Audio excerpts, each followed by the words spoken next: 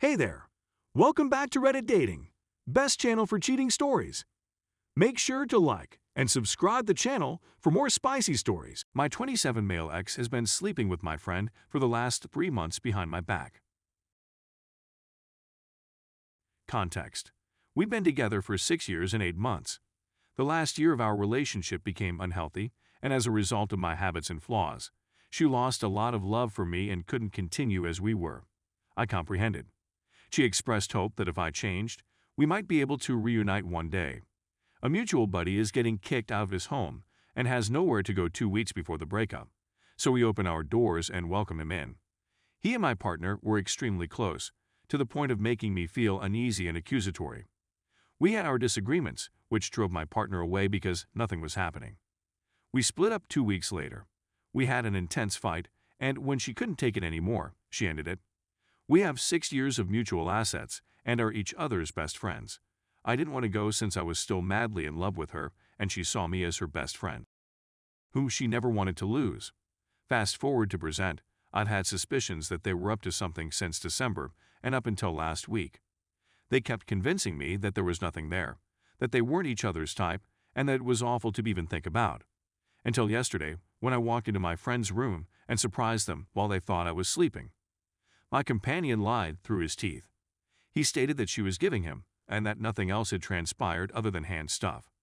I went to my ex, who was sobbing on the bed, and whom I had spent the last 3 months attempting to rebuild our relationship, and asked her to tell me the truth. They've been having sex non-stop for the last 3 months, roughly 2 weeks after we split up. They assure me that it was merely because they were bored and that it had no meaning. They've done everything together, even things I used to beg her to do that she'd never do with me in a million years. Needless to say, I've been deeply wounded, furious, and outraged as a result of all of this. It's been a really turbulent 3 days, and I've heard a lot of opposing viewpoints. I finally decided to return home, make my peace, and pack my belongings. Given how badly I was hurt, I felt positive this was the correct thing to do. I started the lengthy drive back to my parents' house, where I'm staying temporarily, and cried hysterically the entire time. Not because I've spent the last 3 months trying to mend things with her, or because I feel like I've lost my soulmate and my buddy has violated my trust, but I was crying because of the friendship I'm now missing. I've been crying because I miss her company and kind disposition. I miss my dearest buddy. I've tried phoning and texting to apologize for the awful things I've said and done, because I truly want my friend back. For the longest time, we were inseparable, and we know one other inside and out. I had been so concentrated on attempting to repair the connection that I had completely overlooked the friendship that had existed the entire time. What the fuck do I do on Reddit? I know I need to give her time, just as I know she needs time from me. I simply miss my best buddy, and I feel like I pushed her away with how I behaved when I found out about everything. She apologized for leading me on because it was never her aim, and she said that if things had improved in a few years, maybe we might look into a relationship. However, I misinterpreted that as if I changed as soon as possible. Maybe we could work again, but I was sorely mistaken. What should I do? Please, I'm completely lost, completely alone, and I can't stop crying. Story number 2. My wife was found cheating. Let me begin with some context. My wife and I are both 54 years old, M/F. 31 years of marriage. She works as a registered nurse in a hospital. I've been working for a home builder since I was 18 years old. We have 2 children, both of whom are in their 20s and have left the nest. We decided to pursue my wife's ambition of owning a bed and breakfast when we were in our 40s. We've been looking for years on and off. We found a 5-acre plot of land with a house built in the 1870s. The original owners were significant landowners in the area. They possessed a vast agricultural business enterprise. Over time, fewer members of the family decided to continue farming. Land parcels were sold off. Our town is experiencing growth spurts since it has become rather touristy due to some, shall we say, natural formations and attractiveness. Farmland along major motorways is being devoured. We bought a house in acreage away from the motorways. My wife and I have been renovating the entire house since we purchased it. Some basic maintenance has been neglected, and we want to return the mansion to its former glory of 150 years ago. In addition to earning a living, my wife has been in charge of beautifying rooms while I finish up with mortgage payments. I'm refurbishing room by room, paying for all materials and expert assistance as needed.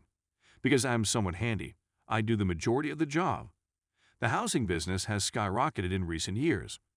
We'd work 8 days a week if we could. I was making a lot of money. Until last year, that is.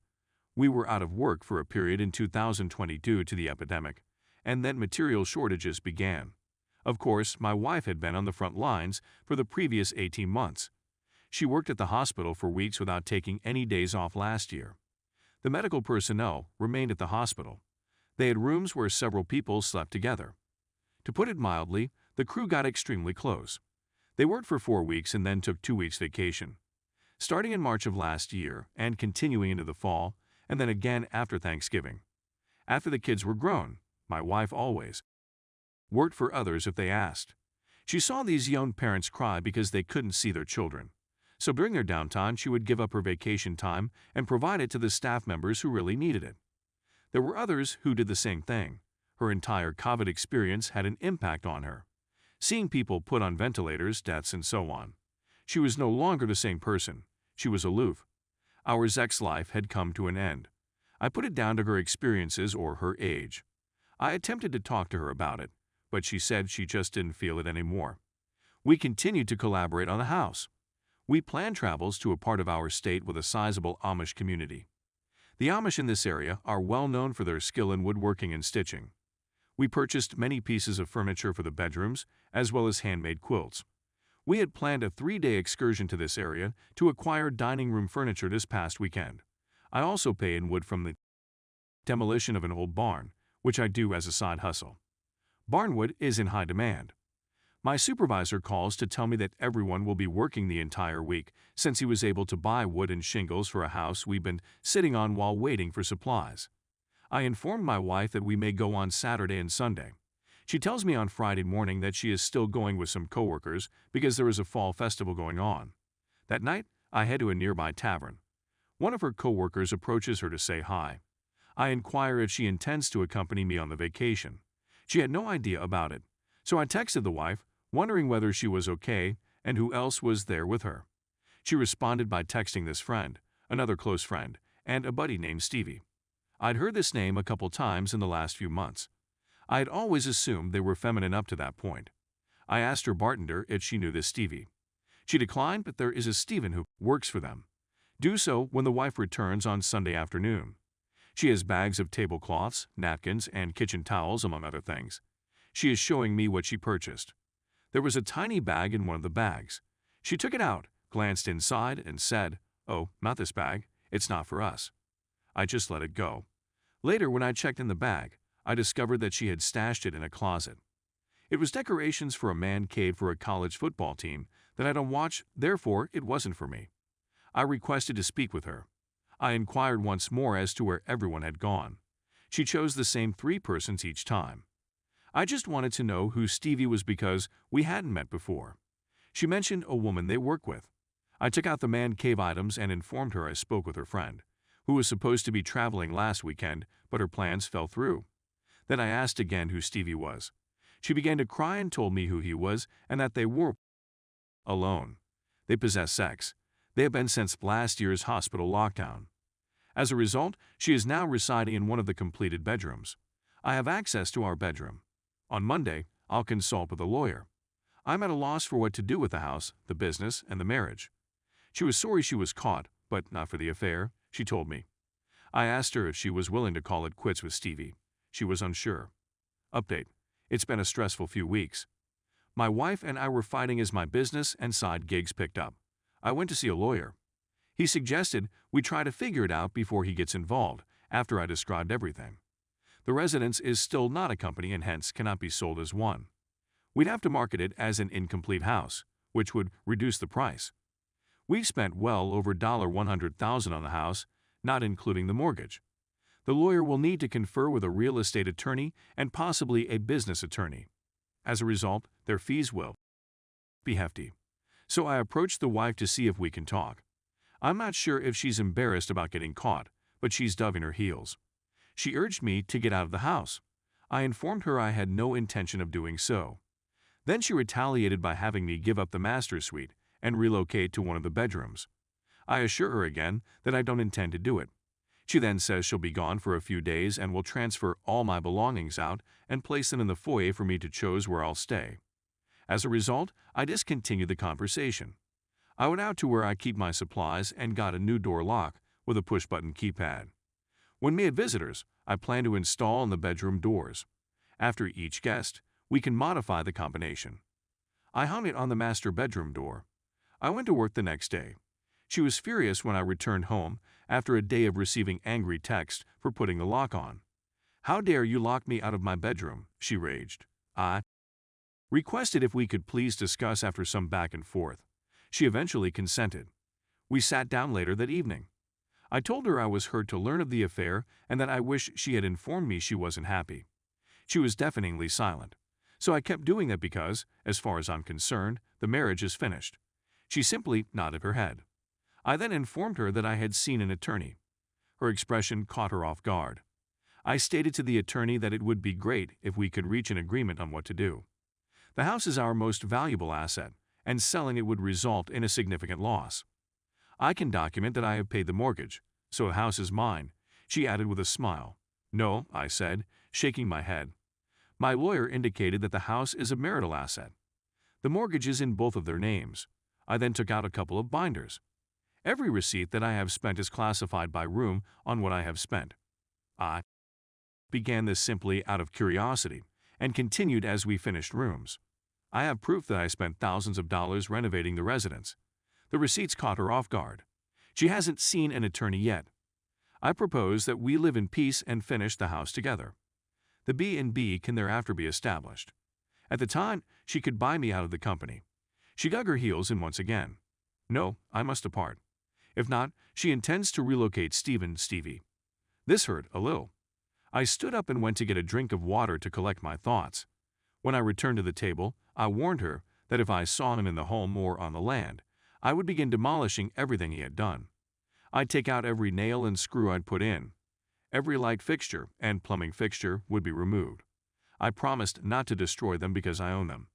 I'd replace them with any old salvage material I could locate. I told you to think about it and talk to whoever is offering you dime store advice. Please let me know. She came to see me yesterday. We hadn't spoken in a few days. She asked if we could talk about it again. She had spoken with our children. I had contacted each of them and informed them of the situation. Our daughter proposed that we stay in the house until it was finished. Begin the business as I advised. Then I could maybe walk out while still owning 50% of the company. Mom might operate the business by hiring an employee or two to help run it, perform yard maintenance, and give Mom a day off. I assured her I'd think about it, but my opinion of Stephen would not alter. So I have another meeting with the attorney. The main difficulty is that we will most likely not be in business until 2023. The outside requires a lot of work, as does the landscaping, and we need to build a room for one of us to live in. The room I'm in is one of the available for rent. Update 1. My wife and I were talking about how we were going to divide our assets. Our lawyers advised that we reach an agreement as soon as possible. The stroke occurred while we were conversing. I was sitting for a split second before collapsing on the floor. My wife is a registered nurse. Thank God she saw something was wrong because when she inquired whether I was okay, I collapsed on the floor. She dialed 911 and informed them that I was having a stroke. I spent a week in the hospital and then in rehab. When I returned home, my wife had taken a leave of absence to care for me. I don't think I would have recovered as well if she hadn't been there. She returned to work in January after determining that I could manage someone on my own. Our kids, on the other hand, pop by while she does her 12-hour shifts. I'm not sure if she's still dating Stevie because she was by my side for 2 months. She has, however, taken a couple of 3-day vacations, so I believe that is still going on. Divorce discussions have been put on hold for the time being. Thank you to everyone who asked for updates and everyone who DM'd me to find out where I was. I'm getting better. I'm having trouble walking, so going back to work is out of the question. I might have to think of something different.